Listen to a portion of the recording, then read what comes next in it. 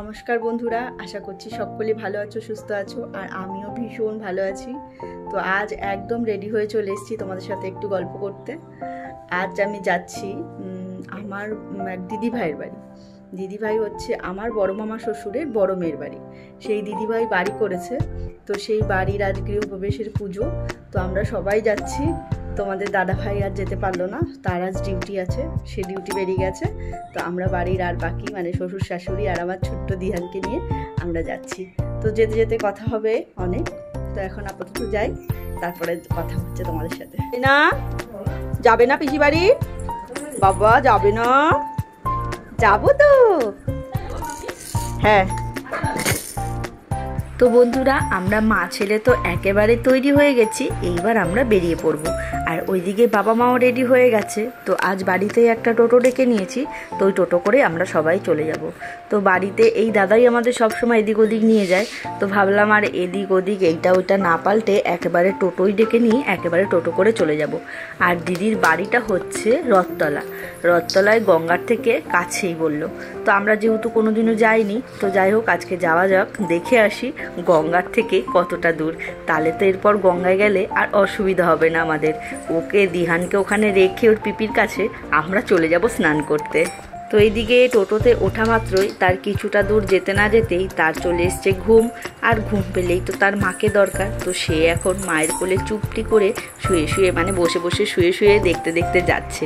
ঘুম পেয়েছে তবুও সে ঘুমোবে না, তাকাতে তাকাতেই কিন্তু যাচ্ছে। তো আমরা দিদির বাড়ির প্রায় কাছাকাছি পৌঁছে গেছি। আর ওই যে ওইদিকে দেখা যাচ্ছে রথতলার মন্দির।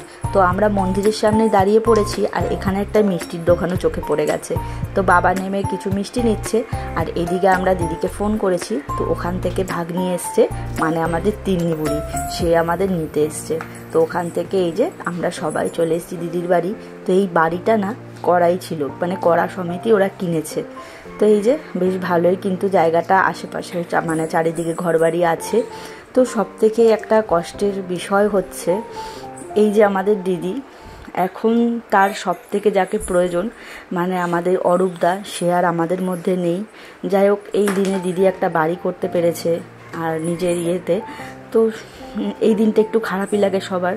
তো দিদি তো বাড়ি ঢোকার সময় দেখলে গৃহপ্রবেশের পুজো হচ্ছে এদিকে, আর বাড়িতে ঢোকার সময় সে পুরো কেঁদে দিয়েছে। তো যাই হোক এইটা আমাদের ভাইপো আর এই যে আমাদের ভাইজি। আর এখন ওরা তিনজনই যজ্ঞে বসে পড়েছে। আর অরূপদার ছবিটা তোমাদের একবার দেখাবো। আমার শাশুড়ি মায়ের কাছ থেকে শোনা এই যে আমাদের অরূপদা, সে নাকি ভীষণ ভালো মানুষ ছিল। আর যখন তিন্নি বুড়ি অনেকটা ছোট আর অর্ঘ্য নাকি প্রায় 7-8 মাস, তখন অরূপদা তাদেরকে ছেড়ে চলে যায়। একটা অ্যাক্সিডেন্ট, কারেন্টের শর্ট খেয়েছিল সে। তো যাই হোক আর এই সব কথায় আমি আর যাচ্ছি না। তো এদিকে পুজোটা আমাদের ভালোভাবে কেটেছে। আর এইদিকে বাবা মাও খেতে বসে পড়েছে। আর এইদিকে আমার দিহান, এদিকে তো দাদা দিদির সাথে আর এই যে আরেকটা দাদু, মামা দাদু, এটা মানে এটা আমার বড় মামা শ্বশুর, তাদের সাথে খেলা করছে। এবার শেষমেশ আমিও খেতে বসে পড়লাম। তো এখানে খিচুড়ি ভোগ দিয়েছিল, খিচুড়ি, তরকারি, চাটনি, পাঁপড়, মিষ্টি। আর এই যে খাওয়া দাওয়া করে আমরা কিন্তু এখন বাড়িয়ে চলে এসেছি। এখন মা ছেলে দুজন মিলে একটু গল্প করছি, এরপর ঘুমিয়ে পড়বো। তো আজকের মতন ভিডিওটা এখানেই শেষ করছি বন্ধুরা। ভালো লাগলে অবশ্যই আমাদের পাশে থেকো, সাথে থেকো। Bye bye.